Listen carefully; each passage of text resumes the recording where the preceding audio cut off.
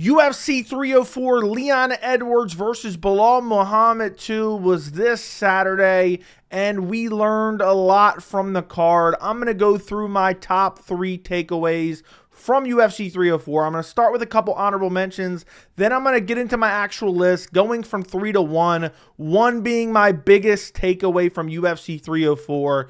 And let's start off with my first honorable mention, and this is something I haven't talked about quite a bit. But after watching the main event, Leon Edwards versus Belal Muhammad's your new welterweight champion. I'll just say this.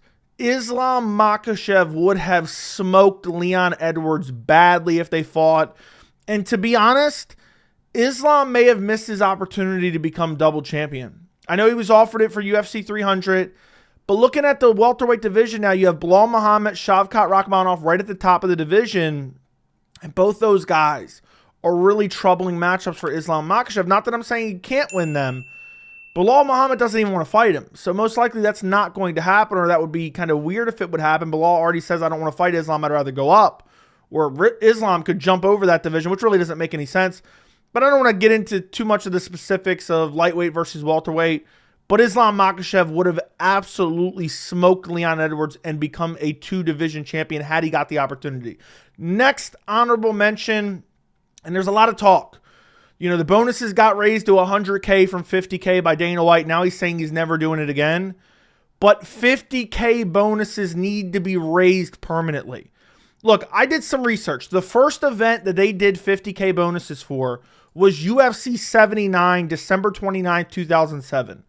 If you adjust $50K for inflation in 2024, it is now $75,762. So from 2007 to 2024, we have a almost 52% inflation adjusted for, you look at $50K back in 2007, you look at it now in 2024, what does it equal? It equals over $75,000. Dana White, every single year, he's boasting about, yeah, the UFC's bigger than ever, and wait till you see what we got coming, and we're striking these mega deals. Well, why aren't you raising the bonuses? Why aren't you raising the bonuses? I know, the press conference, he's like, yeah, I'll do it. 300K bonuses, whatnot. But now he's saying he's not going to do it. And dude, you've been giving out 50K bonuses for the last, 17 years? 17 years they haven't increased bonuses. It's time to permanently increase the fight of the night or performance of the night bonuses to 75K at the bare minimum. I think they should probably be 100K. Next honorable mention, I have one more after this, is that Dana White is checked out and he's also killing the flyweight division. Now, I'm not going to spend too much time on this. This is why it's an honorable mention.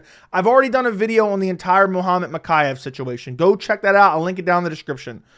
But Dana White and UFC seem completely checked out. They're telling Mokaev behind the scenes, Dana White admitted to it, I covered this in my video, they're asking Mokaev not to wrestle. And then they're refusing to re-sign him, and they're saying, well, it was out of the cage stuff. And I see fans parroting this stuff because they may or may not like Mokaev for whatever reason. And they're like, yeah, well, he cheap-shotted so-and-so when he did this. Well, Cop cheap-shotted him. There's plenty of other guys who've done nasty stuff outside the cage all the time, whether it's crashing into pregnant women in cars or punching old men in bars or getting accused of rape every other Saturday and going out there and raping up a storm 24/7 and going to court. And then next thing you know, the victim's car's getting firebombed. There's so much stuff. And for Dana White to say, oh, well, we're just not going to re-sign him because, oh, yeah, we don't like the way he's acted. We don't like him very much. It's just a disgrace. He's 23 years old, undefeated, beat 3 top 15 guys in his last 3 fights. 7-0 in the UFC, 4 finishes, and he's the number 1 contender. He should be the number 1 contender right now. And it's a division without a lot of, I don't want to say without a lot of talent, but it's not a super deep division. And it would have been fun to have Mokaev in there against guys like Taishiro Taira, against guys like Moreno, against guys like Pantoja. And it's just a disgrace that they're saying, oh, we're not going to re-sign him. He can go to PFL. We'll ruin his career because PFL doesn't even have a 125-pound division. I think One Championship's flyweight division is actually 135. And it just shows Dana hates the flyweight division. When him and Mighty Mouse were negotiating back in the day, keep in mind, Mighty Mouse is defending the title over and over and over again. He's exciting. And Dana White threatens during negotiations to just close down the whole division. And now we find out they're telling guys don't shoot for takedowns.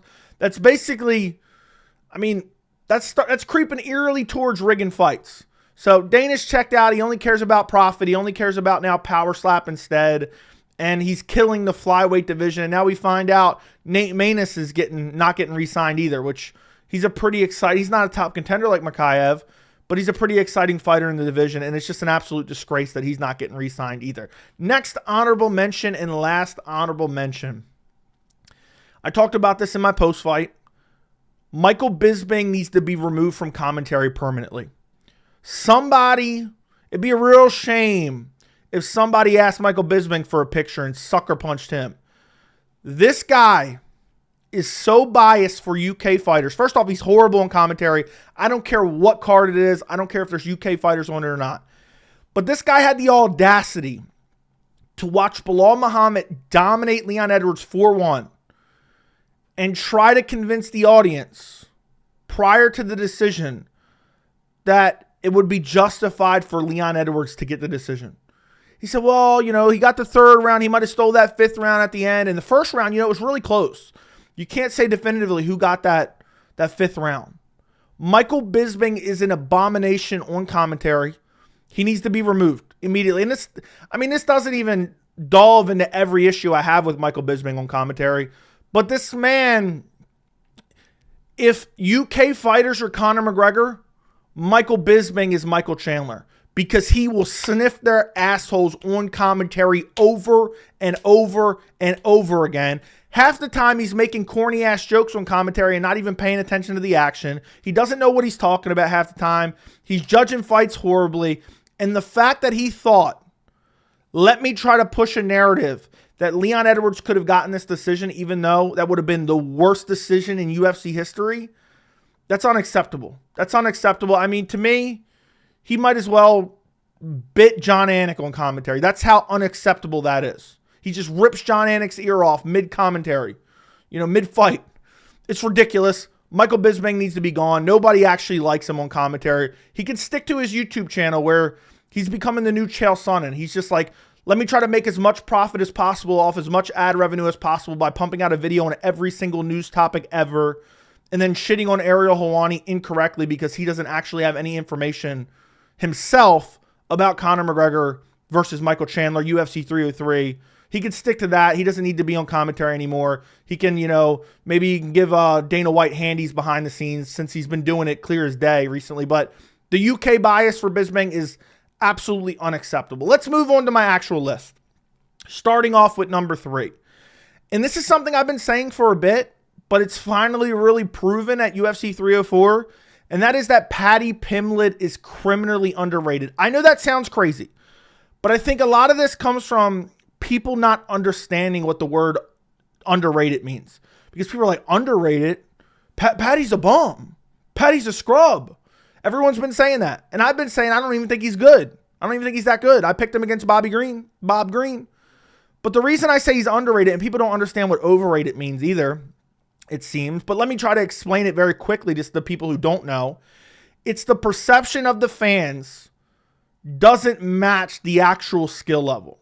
So when I say, you can say Jon Jones is overrated. I'm not saying I think that, but if the fans' perception is so off actual reality, that's when I say that. So for me personally, I didn't think Paddy Pimblett was that good. I still don't think he's that good. I don't think he's going to be a title contender unless he's baby to a title. But I thought he was criminally underrated because everyone was calling him a bum. Everyone was calling him a scrub. And while I didn't think he was that good, I thought he would go out there and beat Bob King or Bob Green, or we'll call him Bob Hill. I don't even care, And he went out there and he finished Bob Green in the first round, choked him out cold. And, did Bob make a mistake and shoot it on a takedown with low IQ? Of course. But to be honest, Dana was even talking about this at the post-fight. This was one of the things I do agree with him. Everyone was doubting this guy. There was a lot of people picking against him. There was a lot of people saying he can't beat Bobby Green. There's no way he's beating Bobby Green. And he's going to get chinned. He's better than people give him credit for, and that's why he's underrated. His jiu-jitsu is really good. He even has really good kicks on the feet. Now, do I think it's going to translate to beating a guy like Benoit Saint-Denis? Absolutely not. Do I think it's going to translate to beating the upper echelon of the division? like Dustin Poirier or Justin Gaethje or Arman Tsarukyan. Absolutely not. I think he gets murdered by those guys. But at the end of the day, he's better than a scrub, and he's going to be ranked in the top 15 coming off that win against Bob Green, which he easily dispatched him and didn't even take any damage. And this is a Bob Green who KO'd Grant Dawson fairly recently. So Paddy's earned some respect. I understand that he's kind of babied by the UFC. I understand he got scrub after scrub after scrub. And I understand he got, gifted a decision against Jarrett Gordon in a fight that he should have lost. But we got to give him a little bit of credit. He went out there and put on a pretty solid performance, an amazing performance against Bobby Green. He's earned some respect. He's an underrated fighter. Now we got to start talking about him with a little bit more respect. I still don't think he's that good. Chin's right up in the air. But at least he is a top 15 guy. He is a top 15 guy. There's no doubt about that. Let's put that to bed. And, he may not be in his prime yet. He's only 29 years old. He's going on 30 years old. So he should be hitting his prime in the next year or so. So Paddy Pimblett is underrated. Moving on up my list to number 2. And this is something you guys already know. This is something I've known for a while. And that is that Jon Jones versus Tom Aspinall must happen. It has to happen. I don't want to see Stipe Miocic. Stipe Miocic's been answering phones at the fire department for the last 3.5 years. And I know that Dana White's probably still going to do Stipe versus Jones. He says, I'm going to do it in November. The winner gets to fight Tom Aspinall. Probably not going to happen. They're both probably going to retire. Unless Stipe wins, they might give Jones a rematch. Then what does Tom Aspinall do? And it's just a disgrace that they're giving out an interim belt to Tom Aspinall, and then they're making him defend that interim belt, and then now he defends it, and now we don't know. Like, even best case scenario, let's say Jones beats Stipe in November, and then he's gonna fight Tom Aspinall. Best case scenario, Tom Aspinall is gonna sit out for 6 to 8 months. It's definitely gonna be more than 6 months. So it's gonna be really like 9 months, 8 to 9 months. He's gonna sit out till early 2025. That sucks, man. Tom Aspinall's 31. That's super young for heavyweight. He looks incredible. He went out there and brutalized Curtis Blaydes in a rematch of his only loss in the UFC. It's time to forget about old man Stipe Miocic. I don't want to see Stipe Miocic, who hasn't won a fight since 2019, right? Or 2020. I'm sorry, 2020. He beat Daniel Cormier in late 2020. But his last fight was in 2021 where he got folded like a lawn chair against Francis Ngannou. He sat out answering phones at the fire department and saving cats from trees and, whatever else he's been doing. And now he's going to come back into a gifted heavyweight title shot. It's a disgrace to the sport. Tom Aspinall has earned his opportunity to fight Jon Jones. Jon Jones versus Tom Aspinall is the better fight to make anyway. So let Stipe earn his fight. Let him fight someone. Give him one top guy. He could have fought Curtis Blaydes himself. He could have fought Sergey Pavlovich. He can fight Alexander Volkov. I know Volkov has a matchup right now, but still, let Stipe get one win, then he can earn a title shot. Let Jon Jones and Tom Aspinall, unify the titles. Unify them. Everyone wants to see it. It would be a massive pay-per-view, but unfortunately, it doesn't seem like that's going to happen. But it needs to happen. It absolutely needs to happen. And I don't want to hear. We got to keep the pressure on the UFC because nobody wants to see Jon Jones versus Stipe Miocic, or very few wants to see that fight. I understand the ramifications. Jon Jones, light heavyweight GOAT. Stipe is the consensus heavyweight GOAT. They're going to fight each other. But we got to get in a time machine to justify a title shot for Stipe Miocic. Think about it. There's people who are watching the sport now who don't even know who Stipe is, let alone see him win. Think about how crazy that is. We're almost in August of 2024, and he hasn't fought since March of 2021. Before I even had this channel. Let that sink in.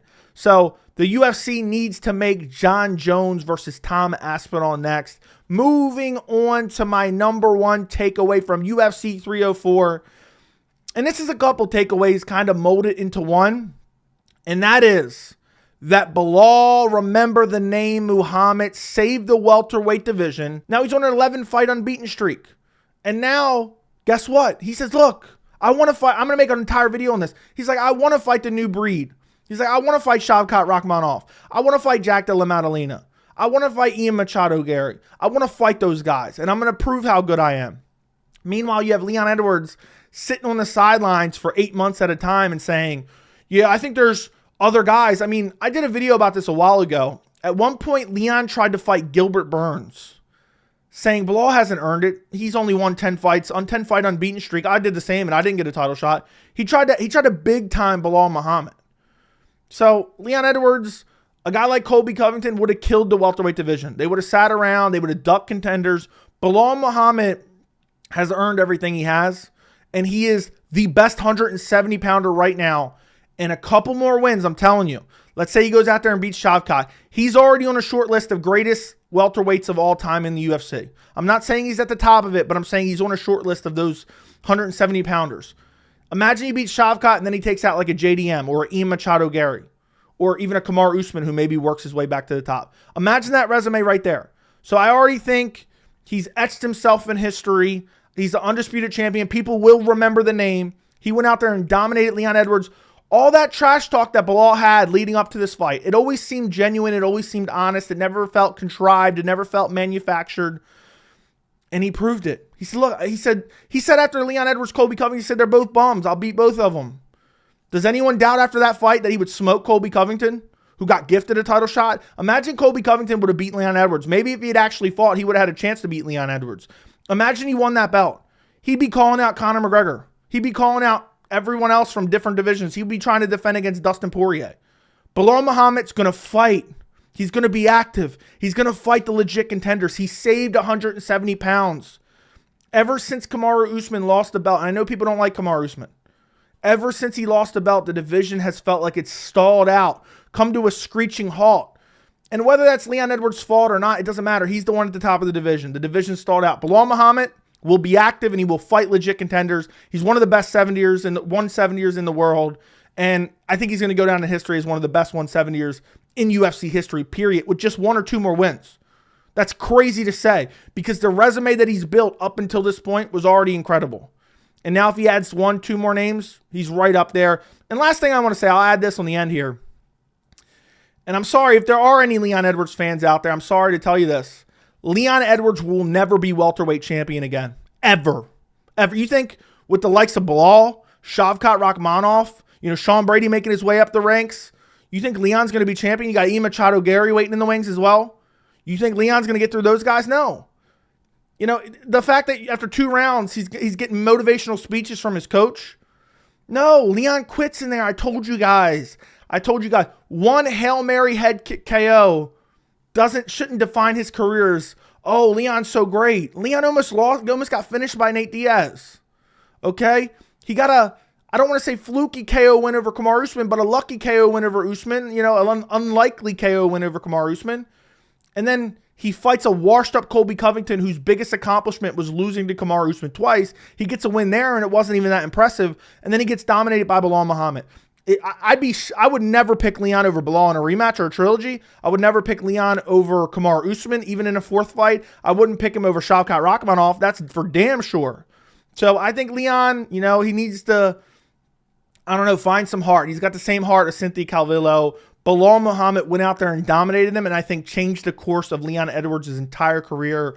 Belal saved the welterweight division. I remember what Colby was saying, make welterweight great again. Belal Muhammad did that. Belal Muhammad made welterweight great again, and it's time to give him the respect he deserves. I'm probably going to make another dedicated video on that, so I'm not going to do it here. But give him the respect he deserves. By the way, the main event of UFC 304 was not boring at all. It was an incredible fight. The fact that he's picking up Leon Edwards and dunking him on his bald spot, incredible performance, dominant performance, and he should have got a 100K bonus. But we'll leave it at that. Let me know what you guys think of my takeaways from UFC 304. If there's anything I missed, leave it down in the comments. Like the video, share the video, and thank you so much for watching.